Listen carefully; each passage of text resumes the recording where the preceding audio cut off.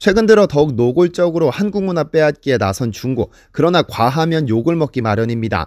중국 액션 영화의 고전이라 불리는 황비용에 출연해 어마어마한 인기를 끌었던 배우가 있습니다. 이 배우가 중국의 한 무술 오디션 프로그램에서 태권도는 중국에서 기원했다며 태권도 중국 기원서를 주장했다가 같은 중국인에게 해도 너무한다며 쌍욕을 얻어먹으며 참교육을 받았는데요.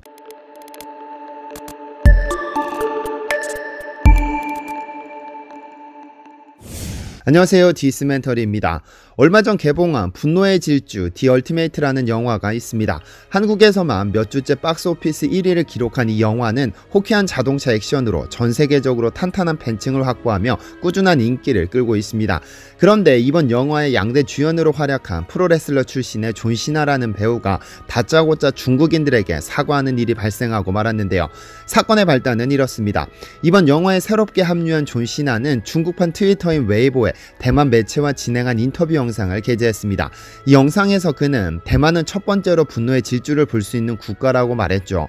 그런데 이 같은 사실이 알려지자 중국 네티즌들은 존 시나가 하나의 중국 원칙을 어기고 대만을 독립국가로 칭했다며 분노했고 영화 개봉도 하기 전에 불매운동이 불조짐이 보였죠. 이에 존 시나는 빠르게 해명 영상을 올려 한 가지 잘못을 했다면서 매우 유감스럽다는 취지의 사과 영상을 올렸습니다. 그러면서 자신의 중국어 이름인 자오 시나를 소개하면서 나는 중국과 중국인을 사랑하고 존중한다고 마무리했는데요. 중국이 주장하는 하나의 중국 원칙이란 중국 대륙과 홍콩, 마카오, 대만은 나뉠 수 없는 하나이며 합법적인 중국 정부는 오직 하나라는 주장입니다. 그러나 헐리우드에서 드웨인 존슨의 길을 따라가려는 존 시나의 입장에서 하나의 중국 원칙에 큰 관심이 없어도 배우로서의 입지를 다지기 위해서는 중국 시장이 필수적입니다. 천문학적인 출연료를 받고 출연했고 앞으로 흥행을 이끄는 배우로서의 입지를 구축하기 위해서는 중국 시장을 결코 만만하게 볼 수는 없으니까요. 이런 사실을 반영하듯 중국에서 5월 21일에 개봉한 분노의 질주는 벌써 2천억 원에 가까운 수입을 올렸고 개봉 첫날만 약 570억 원을 벌어들여 중국 수입 영화 사상 역대 5위에 해당하는 기록을 세웠죠. 어쨌든 중국인들 입장에서는 또 마음속으로 또 중국이 이겼다며 콧노래를 부르고 있을 텐데요. 이런 똑같은 사건은 한국에서도 발생했습니다. 지난 2016년 트와이스의 멤버 찌위는 멤버들과 함께 MBC에서 방송하던 마이 리틀 텔레비전에 출연했습니다. 제작진이 준비한 소품을 들고 방송을 진행했는데 찌위에게는 대만 출신인 만큼 대만을 상징하는 청천백일기와 태극기를 쥐어주었죠. 당시에는 찌위는 이것이 문제가 될 줄은 생각도 못했습니다. 그런데 이 방송을 시청한 중국 가수 황한이 문제를 제기했죠. 찌위가 대만 국기를 흔들어 대만 독립분자를 부추겼다는 논리였습니다. 1949년 중국은 국민당의 중화민국과 중국 공산당의 중화인민공화국으로 분열됐습니다. 그러나 공산당과의 내전에서 패한 국민당이 대만으로 이동했고 그 사이 중국에서는 중화인민공화국 수립이 선포됐죠. 그러나 70년 가까이 지난 시점에 한 중국 가수의 발언으로 해묵은 역사 문제가 떠오른 것입니다.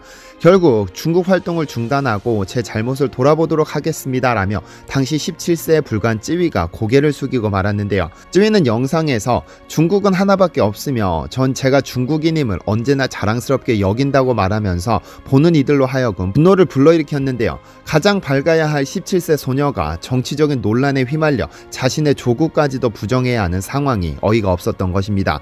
그런데 이토록 자신들의 문화에는 철저한 잣대를 들이대며 때로는 어이없는 주장까지 일삼는 중국인들은 다른 나라의 문화 훔치기에도 열을 올리고 있습니다.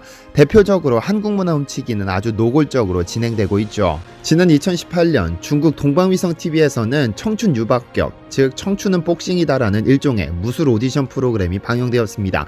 그런데 해당 프로그램은 무술 오디션인 만큼 중국에서 네로라는 심사위원이 참여했는데 눈에 띄는 인물이 등장했습니다. 바로 조문탁이라는 배우였죠. 이 배우는 이연거를 일약 중국 최고 액션 배우로 불리게 한 전설적인 중국 액션 영화 황비용에 함께 출연했는데 그 역시 상당한 무술 실력을 갖춘 것으로 잘 알려져 있습니다. 그런데 이 조문탁이라는 배우가 심사 과정에서 망발을 내놓으면서 논란이 시작됐습니다. 한 참가자가 한국의 전통 무술인 태권도를 배웠다고 말하자 조문탁이 말합니다. 한 가지 수정할 부분이 있는데 모든 무술의 기원은 중국이며 태권도도 중국의 발착이 취조우에서 비롯됐다고 말이죠.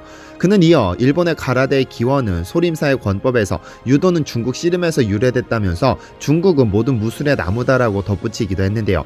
마치 모든 무술의 기원이 중국이라도 되는 것처럼 발언한 것인데, 이 발언이 전해지자마자 중국 내에서도 엄청난 비판이 쏟아져 내렸습니다. 특히 쉬샤오등이라는 인물은 중국 내에서 중국에 대한 비판과 중국 전통무술 도장 깨기로 유명한 인물입니다. 아마 많은 분들이 태극권 대 MMA 대결과 같은 류의 영상을 보신 적이 있으실 텐데, 이 대결의 주인공이 바로 쉬샤오등이라는 중국인입니다. 중국의 유명 격투기 선수임과 동시에 전 세계에 중국의 가짜 전통무술을 알린 것으로 유명세를 얻은 쉬샤오등은 이 발언이 있자마자 자신의 개인 방송에서 조문탁을 신랄하게 까내렸습니다. 다짜고짜 조문탁에게 쌍욕을 퍼부으면서 당신은 그냥 중국 품새무술 배우일 뿐인데 아무리 태권도가 못하다 한들 올림픽 정식 종목에게 그렇게 말할 자격이 있냐면서 당신의 발언은 쓰레기라고 까내렸습니다. 그러면서 태권도는 중국 것이 아니라 한국 것이고 바이두에서 검색해봐도 태권도의 시초는 한국이라고 나와 있다며 그의 무지함을 꼬집었습니다. 또한 당신의 이론대로라면 전세계 모든 격투무술의 기원이 중국이라는 뜻인데, 그럼 전세계의 기원도 중국이어야 하고 모든 인종도 전부 중국인이냐라면서 어느 나라든 본인들의 정수가 담긴 무술이 있는데 당신이 무슨 근거로 중국 것이라고 우기는 거냐라고도 했죠. 그리고는 중국인들의 뼈를 때리는 한마디를 남깁니다. 가라데도 합기도도 복싱도 브라질 유술도 무에타이도 다 중국 것이라면 왜 아직도 중국 무술은 이 모양입니까? 왜 그 뛰어난 중국 무술 중 단 한 개도 올림픽 종목으로 채택되지 않았냐라면서 중국인이 같은 중국인에게 하는 말이라도 과하다 싶을 정도로 비판했습니다. 그런데 이 쉬샤오둥이라는 인물이 이렇게 중국 무술을 까내리면서 자칭 세계 최고의 무술이라는 중국 무술에 꼬리 우습게 됐습니다. 종합격투기를 수련한 쉬샤오둥은 한류에 빠져 닥치고 한국을 숭배하라는 인물이 아니라 위대한 중국임을 인정하지만 왜 남의 것을 억지로 빼앗아 포장하냐라는 합리적 비판을 할 수 있는 인물로 알려져 있습니다. 태극권이니 영춘권이니 실전에서 쓸모도 없는 그런 무술이 그렇게 대단하다면 종합격투기 선수인 자신과 한번 붙어보자면서 고수들을 찾아가 도장 깨기를 시작했죠. 그리고 자칭 중국 무술의 고수라는 인물들과 수많은 관중 앞에서 1대1로 맞짱을 뜨기 시작한 겁니다. 그런데 결과가 재미있습니다.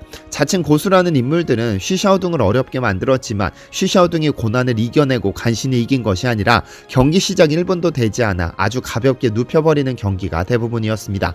그러다가 타성에 젖은 중국 공산당 간부들이 이런 대결을 금지시키자 이렇게 중국의 사이비 무술이 활개치는 건 높은 분들의 무지가 기여한다며 또 까내리기도 했는데요.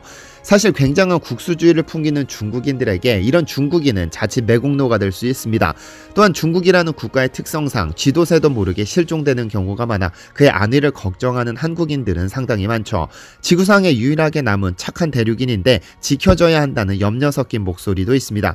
그런데 현재 중국에서는 쉬샤오둥 때문에 중국 무술이 전세계 웃음거리로 전락해버리자 가짜 무술 대가들에 대한 대대적인 단속에 나섰습니다. 중국 국가체육총국 무술운동관리센터와 중국 무술협회는 중국 내 사이비 가짜 무술인에 대한 단속과 처벌에 나서겠다고 공식적으로 발표한 상황입니다. 특히 자신을 전통무술의 대가, 장문, 정종 등의 행세를 하며 유명세를 얻는 사이비 무술인들이 벌이는 사기행각의 피해를 막겠다는 것이 대명분이지만 속셈은 다릅니다. 이제 더 이상 전세계 웃음거리로 전락하는 것을 두고 볼 수 없다는 것이죠. 속사정은 이렇습니다. 지난 몇 년간 유튜브 등의 동영상 공유 플랫폼에서는 때 아닌 중국 전통무술의 실전성에 대한 논란이 불거졌습니다. 중국 전통무술은 전부 허구이며 실전성도 전혀 없는 사기라는 인식이 퍼지기 시작한 것이죠. 유튜브에서 자신이 자칭 중국 전통무술의 대가, 정종 등으로 칭하는 자들이 심오한 무공을 자랑하며 인기를 끌고 세미나나 문화생을 받아들이는 등 상당히 활발하게 활동했는데요. 대개 비급 기술이나 필살기 등을 자랑하며 관련 영상을 보여주는데 중국인들 사이에서 큰 인기를 구가했습니다. 그런데 이종격투기 및 종합격투기 등을 수련한 선수들이 이런 기술들은 전부 사기라며 실전에서는 전혀 쓸모없다고 비난하기 시작했고 네티즌들은 이들의 대결을 보고 싶어 했는데요. 전통무술의 고수들도 당장 대결하자며 어그로를 끌기 시작했고 결국 대결이 성사됩니다. 쉬샤오둥이 대표적인 인물이죠. 그러나 결과는 처참했습니다. 전통무술의 대가들은 힘도 제대로 써보지 못하고 싸우는 족족 KO로 쓰러졌는데 그도 그럴 것이 매일같이 강도 높은 스파링과 체력 훈련으로 다져진 젊은 격투기 선수들을 50대가 넘는 대가가 상대하기에는 벅찰 수밖에 없습니다. 게다가 자칭 전통무술의 대가라는 이들이 치열한 공방을 벌이다 패배하는 것이 아니라 무술 수련을 전혀 해보지 않은 이들처럼 아무런 방어도 해보지 못하고 쓰러졌기 때문에 중국 전통무술은 전혀 쓸모가 없다면서 웃음거리로 전락해버렸습니다. 중국이란 나라가 워낙에 크고 인구가 많다 보니 국내에서만 관심을 끌어도 큰 돈이 되는 것이 현실 현실이다 보니 종합격투기 선수와 전통무술의 대가 모두 이벤트처럼 이러한 대결을 성사시켰지만 돈은 됐으나 무술계에 먹칠해버리는 결과를 낳았죠. 동양무예를 상징하는 국가는 한국, 중국, 일본입니다. 이 중 중국은 1910년부터, 일본은 1920년부터 국가 차원에서 자국 전통무예를 장려하고 지원 정책을 펼쳤고, 한국은 1953년 한국전쟁 이후로 이러한 지원 정책이 시작됐습니다. 한국과 일본의 사정은 뒤로하고 중국이라는 국가에서 무술이 가지는 위상은 대단합니다. 황비용, 취권, 태극권, 영춘권 등 유독 무술 영화가 많은 이유이기도 하죠. 그래서 무술은 중국의 상징이자 자긍심이었지만 전세계 네티즌들 사이에서 호구로 전락해버리니 중국 정부 입장에서도 더 이상 수수방관할 수는 없는 상황이 된 겁니다. 어쨌든 한 국가에 전통무예가 있다는 것은 국민들에게는 상당한 자부심이 됩니다. 한국 역시 고구려 벽화에서 발견된 수박도나 택견, 태권도 등 다양한 무예를 보유하고 있으며 이 중 태권도는 올림픽 정식 종목으로 채택되었을 정도로 전 세계적인 인기를 끌고 있습니다. 한류의 원조라고 불러도 무방할 정도로 대단한데요. 전세계 우스갯거리로 전락하는 중국의 전통무술을 타산지석 삼아 태권도가 그런 취급받지 않도록 국민적인 관심이 필요할 것으로 생각됩니다. 시청해주셔서 감사합니다.